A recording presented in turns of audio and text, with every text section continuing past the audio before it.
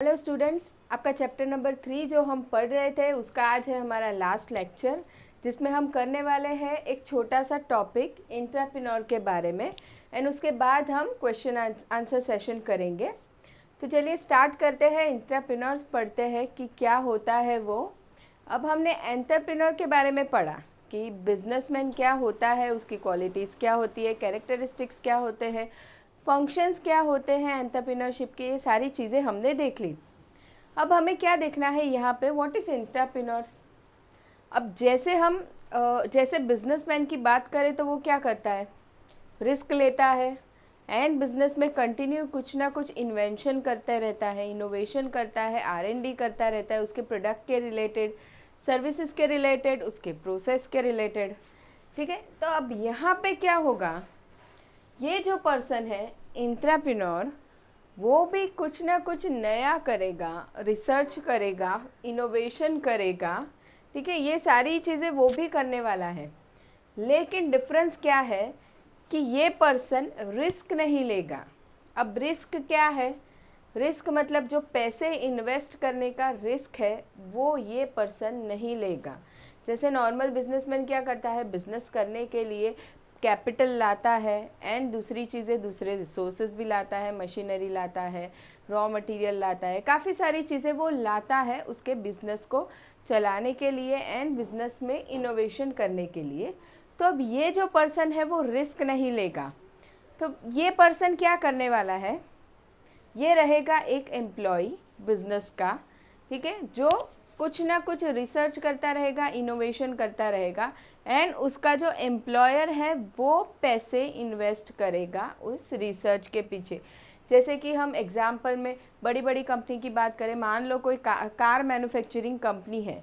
ठीक है, तो हम देखते हैं डे बाय डे कुछ ना कुछ नई नई टेक्निक्स उसमें आती है, नए नए फीचर्स आते हैं। ठीक है, तो अब वो जो फीचर्स आते हैं तो वहाँ पे क्या होता है, रिसर्च कौन कर रहा है, एम्प्लॉयज़ कर रहे हैं एंड जो पैसे लगे हैं वो किसके हैं, एम्प्लॉयर के हैं। अब ये जो रिसर्च का पीरियड रहेगा, इनोवेशन का टाइम रहेगा, वो एक दो दिन में तो होने नहीं वाली है, उसको टाइम लगेगा। तो उतने टाइम तक वो जो पर्सन है जो रिसर्च कर रहा है, एम्प्लॉय है, उसको सैलरी मिलती रहती है, रेम्यूनरेशन मिलता रहता है। ठीक है, तो ये एक बहुत बड़ा बोल सकते हैं कि एडवांटेज है उस एम्प्लॉय के लिए या एंटरप्रेन्योर के लिए। ठीक है, चलिए अब देखते हैं उन लोगों ने क्या बताया है। An entrepreneur is an employee, ये वर्ड याद रखना है, वो एम्प्लॉय ही रहेगा कंपनी का, who has the authority and support of his company और एम्प्लॉयर। देखिए, ऐसा एम्प्लॉय जिससे अथॉरिटी है खुद से कुछ नया ढूंढने की, खुद से कुछ नया करने की, उसके पास अथॉरिटी है एंड उसे सपोर्ट मिल रहा है उसकी कंपनी का या एम्प्लॉयर का, to implement his own innovative and creative ideas. His idea और प्रोडक्ट में और may not earn immediate revenue for the company. देखिए, रेवेन्यू की बात करें, ऑफ कोर्स कुछ ना कुछ नया हम ढूंढ रहे हैं, रिसर्च कर रहे हैं, इनोवेशन कर रहे हैं, तो ज़रूरी नहीं है कि वो सक्सेस हो ही जाएगा अभी के अभी। इन सारी चीज़ों को बहुत टाइम लगता है। ठीक है, तो वो immediate revenue, immediate income create नहीं होती है, उसमें उसे टाइम लगता है। तो still the employee keeps receiving his salary. देखिए, एम्प्लॉयर ऐसा नहीं बोलेगा कि भाई तुमने कुछ नया प्रोडक्ट बनाया या प्रोडक्ट में कुछ नया फीचर लाया तो जब मुझे पैसे मिलेंगे तभी मैं तुमको सैलरी दूंगा, ऐसा नहीं होगा। उस एम्प्लॉयर को उसके काम की सैलरी मिलती ही रहेगी। So the main difference between an entrepreneur and entrepreneur is that the latter takes financial risk while the entrepreneur does not have to invest any capital from his pocket. ये जो entrepreneur है, इस person को खुद का capital investment नहीं करना पड़ता है। Now the company provides the infrastructure. Many large organizations have dedicated research and development departments where employees are encouraged to use their creative abilities. बड़ी बड़ी कंपनीज क्या करती है, डिपार्टमेंट ही बना देती है स्पेशली, जो क्या करता है, रिसर्च एंड डेवलपमेंट करता रहता है, इनोवेशन करता रहता है। नाउ सच एन आइडिया और innovative product may fetch great profit for the organisation.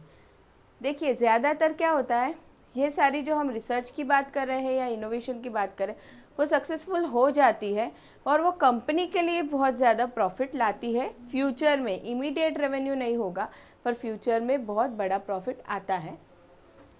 अब एग्जाम्पल दिए हमें कुछ कंपनीज़ के, Kinetic India, Tata Motors, Infosys Technologies etcetera are some of such companies who encourage entrepreneurship.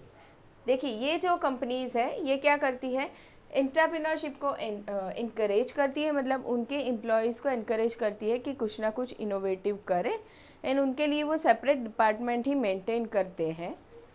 चलिए तो नेक्स्ट इज डेफिनेशन अभी हमें दिया गया है बाय गिफोर्ड पिंचॉट इल। इन्होंने क्या बताया definition, entrepreneurs are the dreamers who take hands-on responsibility for creating innovation of any kind within a business। अभी एंटरप्रेन्योर्स कौन होते हैं, ड्रीमर्स। ड्रीमर्स मतलब जिन्होंने कुछ सोचा है, कुछ नया सोचा है। जैसे हमने कुछ सोचा रहता है कि चलो हमें इस प्रोडक्ट को इन्वेंट करना है या ऐसे कुछ नया टेक्नोलॉजी लाना है, लेकिन हमारे पास पैसे नहीं है इन्वेस्टमेंट करने के लिए, तो हम क्या करेंगे, एज एन एंटरप्रेन्योर हम काम कर सकते हैं जहां हम खुद का दिमाग भी लगा सकते हैं एंड पैसे भी अर्न कर सकते हैं एंड हमें इन्वेस्टमेंट करने की ज़रूरत नहीं है। तो entrepreneurs are the dreamers who take hands on responsibility. देखिए ये क्या करते हैं, थोड़ी बहुत उनको रिस्पॉन्सिबिलिटी आती है, उनके ऊपर जिम्मेदारी, लेकिन बहुत ज़्यादा रिस्क नहीं आता है। For creating innovation of any kind, innovation of any kind मतलब इनोवेशन कुछ भी हो सकता है, प्रोडक्ट भी नया आ सकता है, सर्विसेज भी नई हो सकती है, या फिर बिजनेस जो चल रहा है उसकी प्रोसेस में भी कुछ इनोवेशन हो सकता है, कुछ भी हो सकता है with in a business, business के अंदर कुछ नया होगा।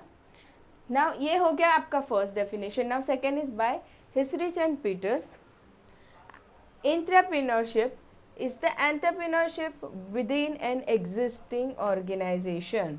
देखिए ये बहुत सिंपल सा डेफिनेशन दिया गया है कि व्हाट इज़ एंटरप्रेन्योरशिप। ये एक एंटरप्रेन्योरशिप है, मतलब जो बिजनेसमैन करने वाला है वही चीज़ यहाँ पे होने वाली है within an existing organisation. इन्होंने बहुत सिंपल सा डेफिनेशन दिया है, मतलब बिजनेसमैन जो करेगा, रिसर्च करेगा, इनोवेशन करेगा, वही चीज़ यहाँ पे होने वाली है।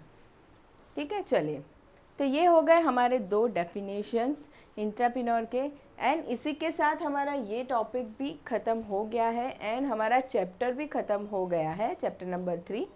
अब हम आगे करेंगे इसके क्वेश्चन आंसर सेशन। चलिए आगे बढ़ते हैं। चलिए समरी में हमने पहले देख लेते हैं एंटरप्रेन्योरशिप क्या होता है, वो पढ़ा था। कैरेक्टरिस्टिक्स देखे थे हमने, क्या क्या होते हैं, बहुत सारे थे। Intellectual capabilities, future foresight, hard work, technical knowledge, communication skill, highly optimistic, risk bearing capacity, self confidence, ये सारे कैरेक्टरिस्टिक फीचर एंटरप्रेन्योर के होने चाहिए। क्वालिटीज़ क्या क्या होनी चाहिए, तो डिसिप्लिन होना चाहिए, confident, open minded, self starter. देखिए बहुत सारे हमने ये क्वालिटीज़ भी डिटेल में पढ़े थे। फंक्शंस किए थे एंटरप्रेन्योरशिप डेवलपमेंट के लिए, उसके कैरेक्टरिस्टिक्स उसमें हमने सबसे पहले पढ़े थे। एंटरप्रेन्योरशिप के प्रोसेस पढ़ा था एंटरप्रेन्योरशिप डेवलपमेंट का, कैसे कैसे कर सकते हैं, ट्रेनिंग कर सकते हैं एंड ईडीपी कर सकते हैं, एंटरप्रेन्योरशिप डेवलपमेंट प्रोग्राम। एंड उसके बाद हमने कुछ रिसेंट इनिशिएटिव्स पढ़े जो गवर्नमेंट ने लिए हैं हमारी कंट्री में, एंड लास्ट हमने पढ़ा एंटरप्रेन्योर्स। ठीक है, चलिए अब स्टार्ट करते हैं। Question number 1, select the correct option and rewrite the complete sentence. Now the word entrepreneur is derived from the dash word entrepreneur। तो अब यहाँ पे आएगा जापानीज, इंग्लिश या फ्रेंच, तो अब यहाँ पे आने वाला है फ्रेंच। चलिए next is entrepreneur means to. इसका मतलब क्या होगा, ऑप्शन है अंडरटेक, एंटरप्राइज और बिजनेसमैन, तो यहाँ पे आएगा अंडरटेक। उसका मीनिंग होता है अंडरटेक, कुछ करना। Now startup India is an initiative of the dash RBI, government of India और वर्ल्ड बैंक। तो ये हमारा इनिशिएटिव्स है गवर्नमेंट ऑफ इंडिया का, हमारी गवर्नमेंट ने इनिशिएट किया हुआ है।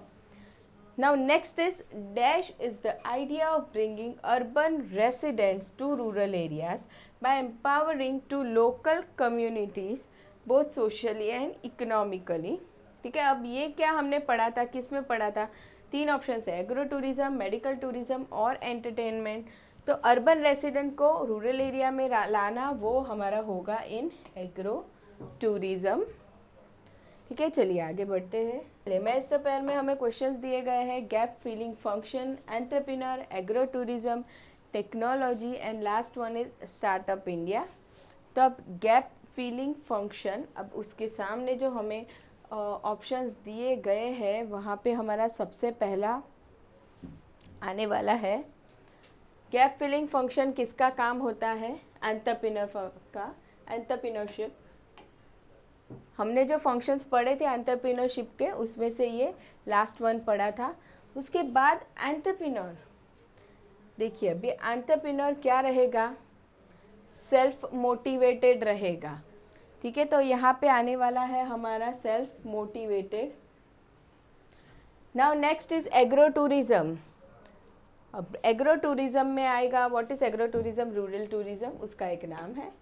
टेक्नोलॉजी, टेक्नोलॉजी कैसी होनी चाहिए, लेटेस्ट नॉलेज होने चाहिए टेक्नोलॉजी का 8। एंड उसके बाद आएगा स्टार्टअप इंडिया, जो है हमारे गवर्नमेंट का इनिशिएटिव। स्टार्टअप इंडिया आया था 2016 में। चलिए, तो ये हमारा हो गया है मैच द पेयर ख़त्म। अब चलिए आगे बढ़ते हैं। नेक्स्ट, राइट अ वर्ड और फ्रेज और a term which can substitute each one for the following. चलिए, ना उसमें सबसे फर्स्ट है एन अंडरटेकिंग और adventure involving uncertainty and risk and requiring innovation. तो यहाँ पे आपका आएगा एंटरप्रेन्योरशिप। ठीक है, क्योंकि ऐसा एडवेंचर जहाँ पे अनसर्टनटी है एंड रिस्क है। ठीक है, तो वो होगा एंटरप्रेन्योरशिप।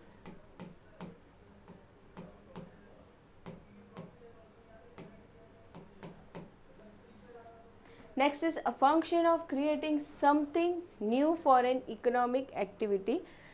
कुछ हम नया क्रिएट करते हैं, उस फंक्शन को क्या बोलते हैं, इनोवेशन।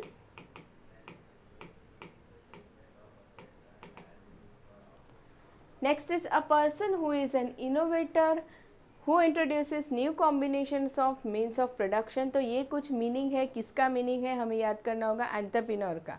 ठीक है, जो क्या करता है, इनोवेटर रहता है और जो कंबाइन करता है मीन्स ऑफ प्रोडक्शन को। तो यहाँ पे आएगा एंटरप्रेन्योर। चलिए, next is the process of enhancing entrepreneurial skill and knowledge through structured training and institution building programme. तो इस प्रोग्राम को हम क्या कहेंगे, EDP, एंटरप्रेन्योरशिप डेवलपमेंट प्रोग्राम। आपको फुल फॉर्म लिखना है एग्जाम में। Now next is the process that motivates a person into action and induces them to continue the course of action for achievement of goal. ठीक है, तो अब इसे हम क्या कहने वाले हैं, एंटरप्रेन्योरशिप।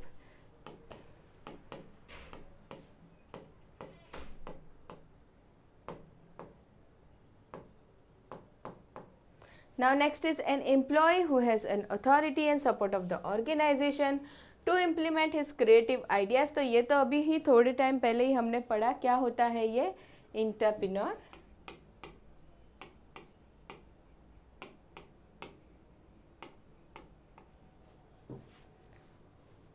चलिए, ये हमारा हो गया है। चलिए नेक्स्ट आगे बढ़ते हैं ट्रू एंड फॉल्स की तरफ। State whether the following statements are true और false. An entrepreneur should not be ready to work hard, ये तो फॉल्स है। एंटरप्रेन्योर्स को क्या करना चाहिए, हार्ड वर्किंग होना चाहिए। Now next is agro tourism can support agricultural economy, yes ये ट्रू है। एग्रो टूरिज्म सपोर्ट करता है एग्रीकल्चरल इकोनॉमी को। Successful businessman takes calculated risk, yes risk लेता है वो, true. Next is entrepreneurship is a full time job which requires dedication and hard work, ये भी ट्रू है।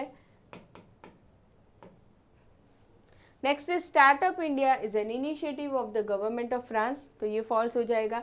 ये इनिशिएटिव है हमारी गवर्नमेंट ऑफ इंडिया का, ये हो जाएगा फॉल्स। ठीक है, चलिए ये हमारा ट्रू एंड फॉल्स हो गया है। बहुत इजी चैप्टर रहेगा ये, फटाफट से आप आंसर कर सकते हैं। चलिए नेक्स्ट हम आगे बढ़ते हैं find the odd one out की तरफ। इसमें सबसे फर्स्ट है communicator, innovator, self starter, inactive. तो अब यहाँ पे इनएक्टिव निकल जाएगा। बिजनेसमैन, एंटरप्रेन्योर इनएक्टिव नहीं होना चाहिए। Now next is trekking, wildlife study, horseback riding, indoor games. अब ये हमें कुछ दिया गया है जो हमने एग्री टूरिज्म पढ़ा था उसके रिलेटेड। उसमें ट्रैकिंग आता है, wild life study, horseback riding, ये सारी चीज़ें आती है। इंडोर गेम्स नहीं आएगा, ये ऑड वन आउट हो जाएगा। Now next is innovation, lack of communication, development of market, determining the objectives, ये सारे काम रहेंगे एंटरप्रेन्योर के, लेकिन उसमें से निकल जाएगा लैक ऑफ कम्युनिकेशन। ठीक है, चलिए तो ये हमने कर लिया है find the odd one out. अब आगे बढ़ते हैं complete the sentence. N entrepreneur is a person who starts a, क्या स्टार्ट करेगा? ऑफकोर्स एंटरप्रेन्योर क्या करेगा?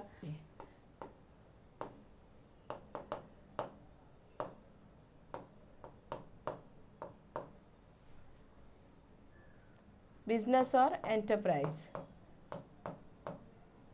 बिजनेस को हो हमें एंटरप्राइज भी कहेंगे। Now next is Startup India is, Startup India initiative was launched in, year लिखना है हमें 2016। ठीक है, चलिए आगे बढ़ते हैं। अब next is select the correct option, correct option हमें बताना है यहाँ पे। The idea of bringing urban residents to agricultural farm, हमें ऑप्शंस दिए गए हैं, तो इसमें आ जाएगा हमारा एग्रो टूरिज्म।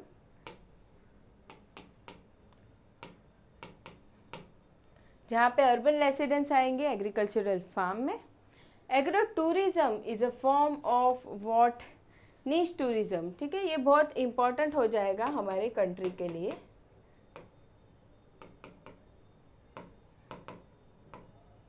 चलिए next, dash to introduce new combination of product and features. अब उसे हम क्या बोलेंगे? इनोवेशन बोलेंगे, कुछ नया हम करने वाले हैं उसमें। चलिए next, a full time job which requires dedication and hard work, of course entrepreneurship.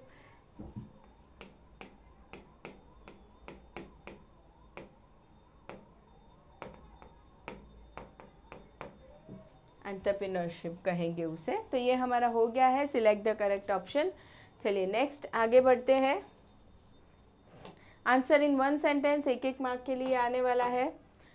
What is agro tourism? Agro tourism हमें पढ़ा है हमने, जहाँ पे अर्बन रेसिडेंट्स आते हैं एग्रीकल्चरल फार्म में कुछ एक्टिविटीज़ करते हैं। एग्रो टूरिज्म सपोर्ट करता है हमारी एग्रीकल्चरल इकोनॉमी को। ठीक है, तो ये चीज़ें आपको लिखनी है, लेकिन इन वन सेंटेंस, एक एक मार्क के लिए लिखना है। Who is entrepreneur?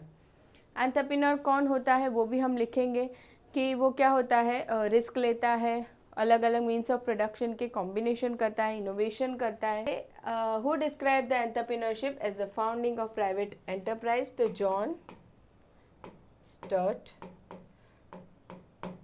ठीक है, इसका मीनिंग बता देना है इन दोनों का, एक एक मार्क के लिए आपको लिखना रहेगा।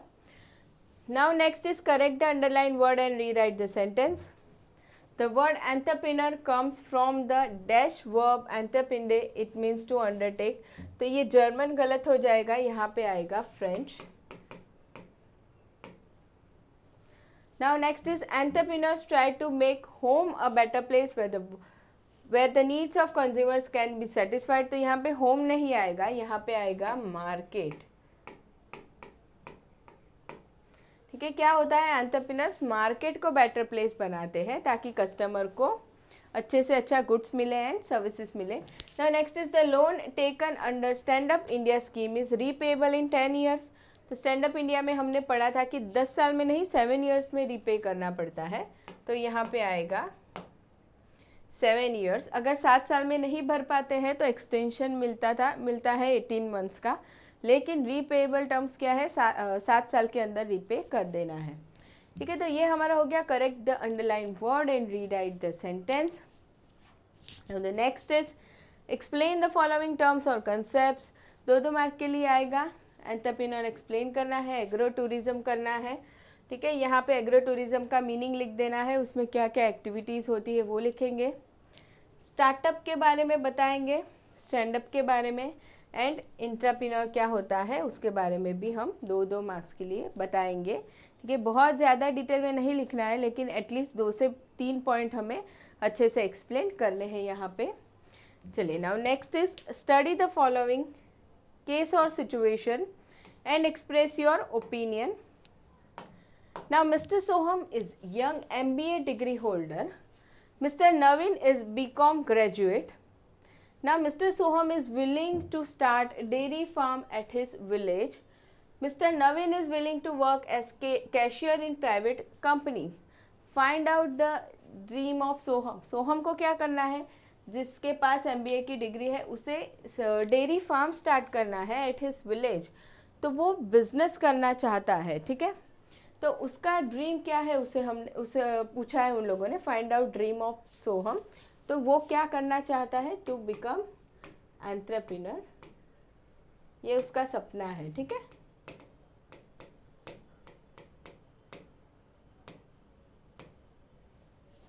Now state any one characteristic of entrepreneur. Characteristic हमने पढ़ा था एंटरप्रेन्योर के, बिजनेसमैन के क्या क्या होते हैं। उसके अंदर रिस्क बेयरिंग कैपेसिटी होती है, फ्यूचर विजन होता है। ठीक है, ये सारे बहुत सारे कैरेक्टरिस्टिक पढ़े थे, उसमें से कुछ एक लिखा है, पूछा है उन लोगों ने, तो हम लिख सकते हैं फ्यूचर विजन या रिस्क बेयरिंग कैपेसिटी।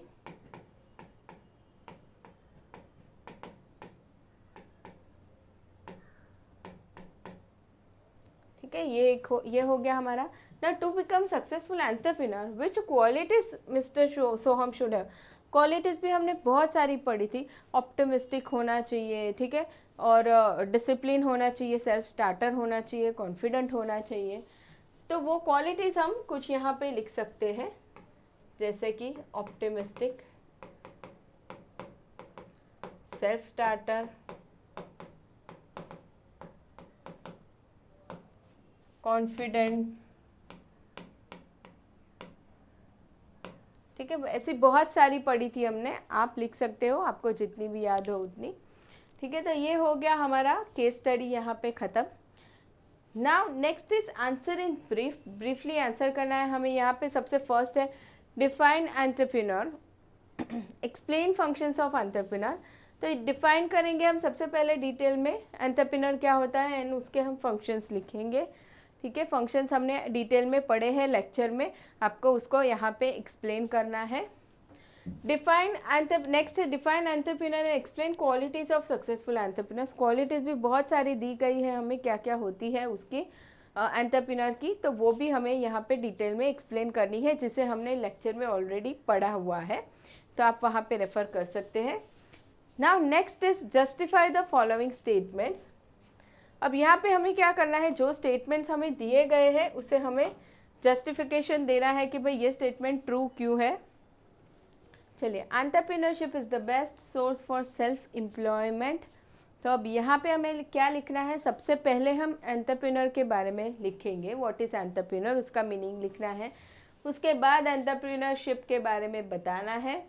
ठीक है, अब हमें यहाँ पे क्या लिखना है आगे कि एंटरप्रेन्योरशिप क्या करता है, सेल्फ एम्प्लॉयमेंट जनरेट करता है। मतलब उस पर्सन को कहीं और जॉब ढूंढने की ज़रूरत नहीं है, वो खुद ही क्या करेगा, खुद के लिए अर्न करने वाला है, कुछ ना कुछ वो नया करेगा, मीन्स ऑफ प्रोडक्शन के कॉम्बिनेशन करने वाला है, कुछ नया प्रोडक्ट बनाएगा, सर्विस बनाएगा, एंड कस्टमर की नीड के अकॉर्डिंगली वो सेल करेगा। तो उसे क्या होता है, वो प्रॉफिट अर्न करता है, इसीलिए वो क्या है, सोर्स ऑफ सेल्फ एम्प्लॉयमेंट है। ये चीज़ें आपको पॉइंट वाइज एक्सप्लेन करनी है। एंड दूसरा आपको लिखना है कि वो उसके बिजनेस में बाकी लोगों को भी एम्प्लॉयमेंट अपॉर्चुनिटी प्रोवाइड करता है। ठीक है, तो ये हो गया हमारा number 1 justification. Second is successful businessman takes a calculated risk. अब इसमें भी आपको पहले हमें क्या करना है, एंटरप्रेन्योरशिप के बारे में लिखना है कि एंटरप्रेन्योरशिप में क्या होता है, रिस्क लेना पड़ता है। ठीक है, काफ़ी सारे रिसोर्सेज हमें बिजनेस में लाने पड़ते हैं, जैसे हम लैंड लाते हैं, कैपिटल इन्वेस्टमेंट करते हैं, मशीनरी लाते हैं, ये पहला पॉइंट हम लिख देंगे वहाँ पे। ठीक है। अब दूसरी चीज़ हम लिखेंगे कि बिजनेस के साथ हमेशा रिस्क एसोसिएटेड होता है, रिस्क जुड़ा हुआ ही होता है। ठीक है, तो अब कैलकुलेटेड रिस्क क्या हो जाएगा, बिजनेसमैन को पता है कि मैंने जितने पैसे इन्वेस्टमेंट किए हैं, जो भी एसेट्स मैंने इन्वेस्ट किए हैं, ठीक है, वो सारे मेरे ज़रूरी नहीं है कि प्रॉफिट अर्न करके दे ही, अगर लॉस होगा तो वो पैसे मुझे वापस नहीं मिलेंगे। इसीलिए बिजनेसमैन क्या करता है, वो लेता है कैलकुलेटेड रिस्क। तो इन चीज़ों को भी हम पॉइंट वाइज एक्सप्लेन करेंगे। Now next is entrepreneur must be a good communicator. तब यहाँ पे हम लिखेंगे what is entrepreneur, who is entrepreneur, and उसके बाद हमें लिखना है कि बिज़नेस में क्या होता है, काफ़ी सारी लोगों के साथ कम्युनिकेशन करना पड़ता है, जैसे कि सप्लायर है, कस्टमर है, गवर्नमेंट है, ठीक है, एम्प्लॉयज़ है, काफ़ी सारे लोगों के साथ कम्युनिकेशन करना पड़ता है। तो अब एंटरप्रेन्योर क्या होना चाहिए, गुड कम्युनिकेटर होना चाहिए, ताकि वो ऑर्गेनाइजेशन को अच्छे से अच्छा ग्रो करवा सके एंड अच्छे से अच्छा प्रॉफिट करवा सके। एग्जाम्पल में हम लिख सकते हैं, सप्लायर का एग्जाम्पल लिख सकते हैं, कस्टमर का लिख सकते हैं। ठीक है, तो ये चीज़ हम एक्सप्लेन करेंगे point wise. Next is an entrepreneur must be an innovator. अब एंटरप्रेन्योर का अब हम मीनिंग लिखेंगे। एंटरप्रेन्योर करता क्या है, एक उसका फंक्शन ही यही हो जाता है इनोवेशन लाना। क्या करता है बिजनेसमैन, उसके प्रोडक्ट या प्रोसेस में या सर्विसेज में इनोवेशन लाता है कंटिन्यूअसली, ताकि वो मार्केट में सर्वाइव कर सके। अब ये इनोवेशन होता क्यों है, कस्टमर की नीड को सेटिस्फाई करने के लिए होता है।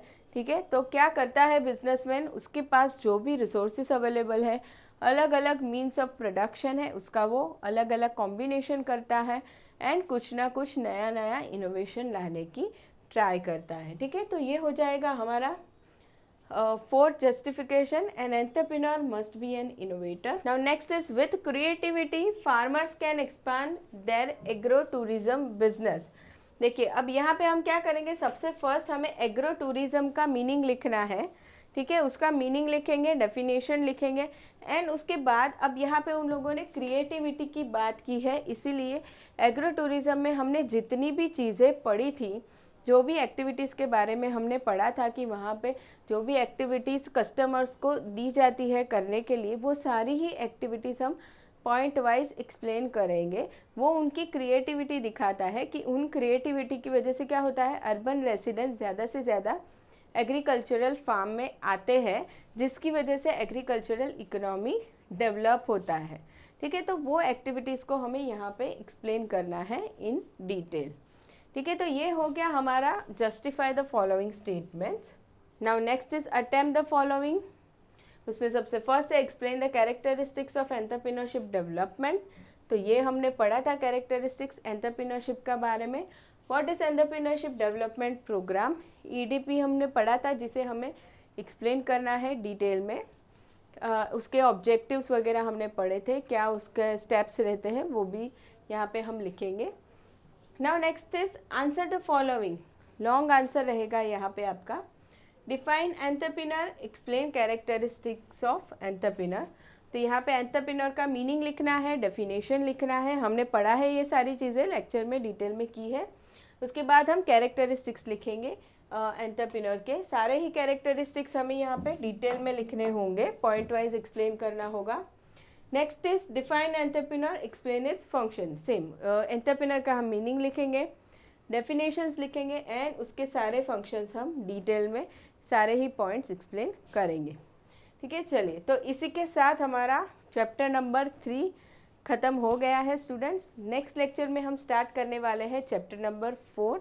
बहुत इम्पॉर्टेंट चैप्टर रहेगा वो भी आपके एग्ज़ाम के लिए। तो मिलते हैं नेक्स्ट लेक्चर में। Thank you so much.